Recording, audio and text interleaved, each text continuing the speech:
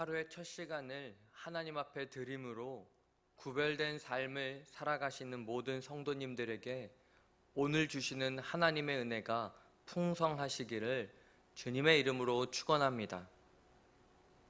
대제사장의 이것이 사실이냐? 라는 질문에 대한 스데반의 변론이 2절부터 53절까지 이어집니다.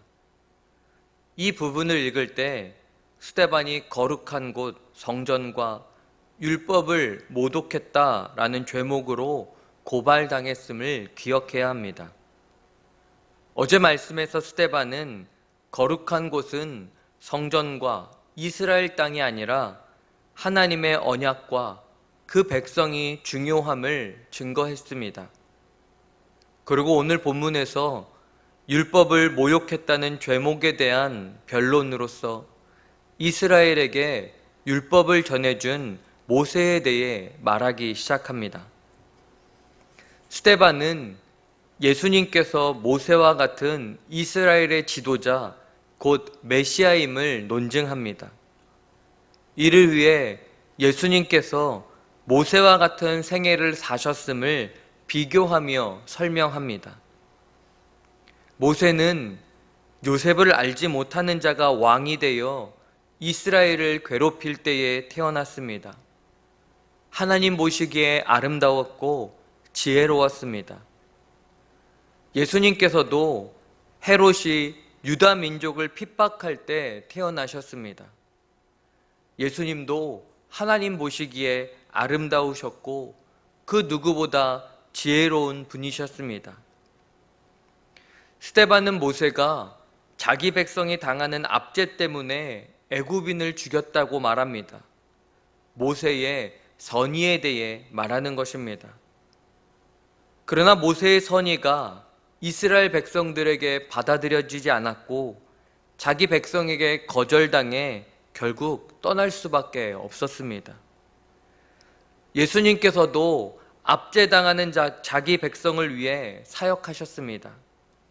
하지만 예수님도 자기 백성에게 영접받지 못하셨고 버림을 받아 십자가에 죽으셨습니다. 이스라엘은 자기들을 위해 헌신했던 이 모세를 버렸듯이 예수님도 버린 것입니다. 하지만 하나님께서 때가 되었을 때 거절당했던 모세를 다시 애굽으로 보내셔서 지도자로, 구원자로 사용하셨습니다. 예수님 역시 모세와 같이 버림받아 죽으셨지만 다시 살아나셔서 그 백성에게 나타나셨습니다. 그러므로 스데반은 모세가 준 율법을 모독한 것이 아니라 모세보다 더 완전한 예수 그리스도를 소개함으로 율법을 완성한 것입니다. 유대인들이 십자가에 못 박도록 넘겨준 예수야말로 모세와 같은, 아니 그보다 더 큰 참 메시아 그리스도이심을 선언한 것입니다. 사랑하는 여러분, 우리는 하나님께서 자기 백성을 구원하시기 위해 수천 년 전에 모세에게 행하셨던 대로 예수님을 준비시키셨음을 우리는 깨달아야 합니다. 우리에게 주어진 이 구원이 이처럼 아주 옛부터 계획된 놀라운 은혜다라는 사실 말입니다.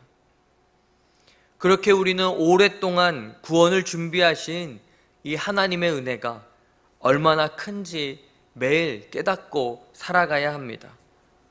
오늘 이 하루도 그 예수님의 은혜를 누리고 있음을 기억하며 그 은혜를 깊게 묵상하며 율법을 완성시키신 사랑의 주님을 만나는 하루가 되시기를 간절히 기도합니다. 스데반은 이스라엘이 모세를 거부했던 역사를 언급합니다. 모세는 기적과 표적으로 이스라엘 백성을 구원했고 율법을 받아 백성에게 선포했습니다. 하지만 이스라엘은 자신들을 위해 금송아지를 만들었고 후에는 자신들을 위해 이방신을 섬겼습니다. 스데반은 이스라엘이 모세를 믿지 않고 배척했던 것처럼 유대인들이 예수님을 믿지 않고 배척했음을 고발합니다. 이들의 조상들이 금송아지를 숭배했던 것처럼 유대인들은 하나님과 그 진리가 아닌 성경과 종교적 기득권을 숭배하고 있음을, 율법을 어긴 자는 바로 이 종교 지도자들임을 스데반은 정확하게 지적합니다. 이후 스데반은 다시 한번 성전 자체가 신앙의 대상이 될 수 없음을 강조합니다. 다윗과 솔로몬이 하나님을 위해 성전을 지었지만 하나님께서는 손으로 지은 건물에 거하시는 분이 아님을 선지자 이사야를 인용하면서 하나님은 성전에 갇혀 계시는 분이 아님을 강조합니다. 이는 거룩한 곳이라고 말하는 성전을 거슬렀다는 것이 하나님 앞에 죄가 될 수 없음을 의미합니다. 여러분, 이 스데반의 긴 변론의 결론은 무엇입니까? 이스라엘 역사는 성령을 따르지 않고 선지자를 박해했으며 심지어 천사의 율법도 지키지 않는 하나님을 등져버린 역사다라는 것입니다.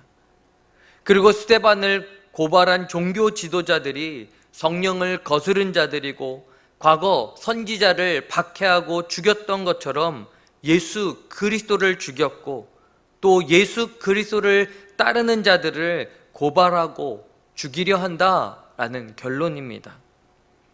사랑하는 여러분, 스데반은 자신을 유죄인가 무죄인간을 판단하겠다며 모인 자들 앞에서 오히려 너희가 죄인이라 라고 말하고 있습니다. 현실적인 상황을 보면 죽기를 각오하지 않고서 할 수 없는 말입니다. 그러나 스데반은 진리를 선포하는데 그 어떤 것도 두려워하지 않고 있습니다. 사랑하는 성도 여러분, 본문을 통해 우리는 죄인이 오히려 의인을 재판하는 상황을 보고 있습니다. 이 같은 모습은 우리가 보냄받아 살아가는 영적 전쟁이 일어나고 있는 오늘 우리 삶의 현장을 보여줍니다. 만약 우리가 스데반의 상황에 처해진다면 저와 여러분은 어떤 말과 행동을 취하게 될까요?